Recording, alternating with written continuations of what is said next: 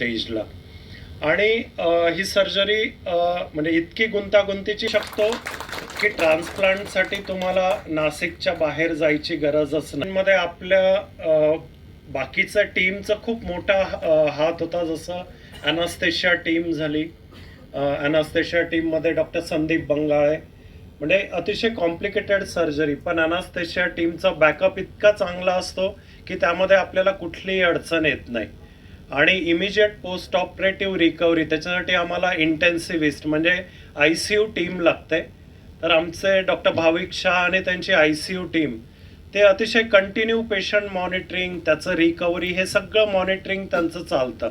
म्हणजे मला आनंद होतो की इतकी चांगली बॅकअप टीम असताना ॲक्च्युली मला पेशंटला बघायची गरज खूप कमी वेळेला पडली.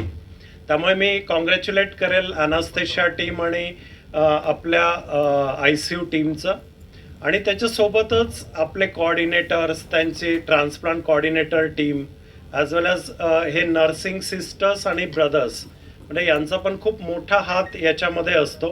किसन त्यावेळेला मला आठवतं की हा पण नेहमी 24 तास तो ऑन कॉलच असतो असं आपण म्हणू शकतो. कारण त्या लोकांशिवाय आपलं ह्या सर्जरी सफल होणं हे खूप अवघड गोष्ट आहे. कारण मेनली ह्या पेशंटमध्ये इन्फेक्शनची पॉसिबिलिटी खूप जास्त असते. तर ह्या पेशंटमध्ये स्ट्रिक्ट असप्सिस मेंटेन करणं, म्हणजे कोणीही आत जात असेल तर कॅप, मास्क शिवाय आणि गाऊन शिवाय कोणीही आत जात नव्हतं. रेग्युलर त्याचं असेप्सिस करणं, OT क्लीन करणं, ICU क्लीन करणं, या गोष्टींना खरंच म्हणजे याच्यामुळे हा सक्सेस रेट आमचा आत्तापर्यंत 100% राहिलेला आहे. आणि मी त्याच्यासाठी त्यांचं कॉंग्रॅच्युलेशन्स करतो. आणि आमचे of course centre head Anup Tripathi, आम्हाला सगळ्याच गोष्टींसाठी कधीही त्यांचा सपोर्ट असतो, कुठलेही ॲडव्हान्स इन्स्ट्रुमेंट असो किंवा कुठलीही गोष्ट असो.